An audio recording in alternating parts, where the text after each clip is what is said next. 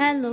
Recently আমি যে ডিআইওয়াইটা make করছি সেটার একটা ছোট্ট রিলস তো আপনাদের সাথে অলরেডি শেয়ার করেছি। তো চলুন আজকে ফুল মেকিং প্রসেসটা আপনাদের সাথে শেয়ার করি। এটা মেইনলি একটা কাঠের ট্রে কিংবা ভিডিও সুন্দর করার জন্য কিছুটা অ্যাস্থেটিক ভাইব আনার জন্য একটা সুন্দর শোপিসও বলতে পারেন। এই জিনিসটা কিন্তু আপনারা বিভিন্ন ধরনের পেজেও একদম রেডি পেয়ে যাবেন। যেহেতু পেজে অনেক প্রাইস চাচ্ছিল তাই আমি ভাবলাম নিজেই এটা বানিয়ে ফেলি। আর আমি যেহেতু প্রফেশনাল না তাই একদম সেম টু সেম তাদের মতো সুন্দর হবে সেরকমটাও না। আমি আমার মতো যতটুকু সম্ভব অল্প খরচে এটা বানানোর চেষ্টা করেছি। যাই হোক, এবার শুরু থেকে বলি আমি এটা কিভাবে কি করলাম।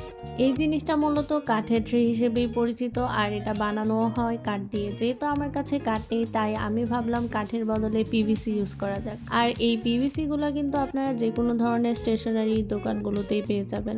যদিও পিভিসি গুলোতে এরকম শেপে কাটা থাকবে না, এটা হচ্ছে আস্ত থাকবে আর আপনারা নিজের ইচ্ছা মতো বিভিন্ন ধরনের শেপে কেটে নিতে পারবেন। তো আমি এখানে মোটামুটি সাইজের একটা পিভিসি নিয়ে এসেছিলাম যেটা দিয়ে আমি অন্যান্য কাজও করব। তো এখানে এই শেপেই আমি আমার মতো করে কেটে নিলাম।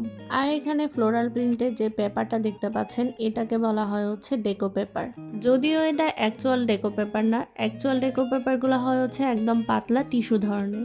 আমি আমার আশেপাশে থাকা প্রতিটা স্টেশনারিতে খুব ভালোভাবে খুঁজে দেখেছি কোথাও কোনো ডেকো পেপার নেই। আর বিভিন্ন ধরনের ফেসবুক পেজে কিন্তু আপনারা ডেকো পেপারগুলো পেয়ে যাবেন, কিন্তু ওরা দেখলাম বেশ ভালোই একটা অ্যামাউন্টের দাম চাচ্ছিল।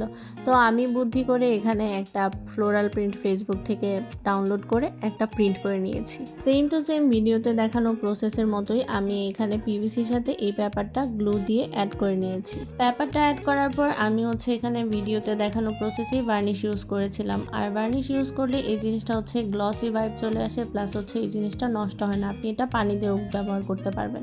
আমি কিন্তু পুরো কাঠের ফ্রেমটাতেও বার্নিশের অ্যাপ্লাই করেছিলাম যাতে করে কাঠটা নষ্ট না হয়ে যায়।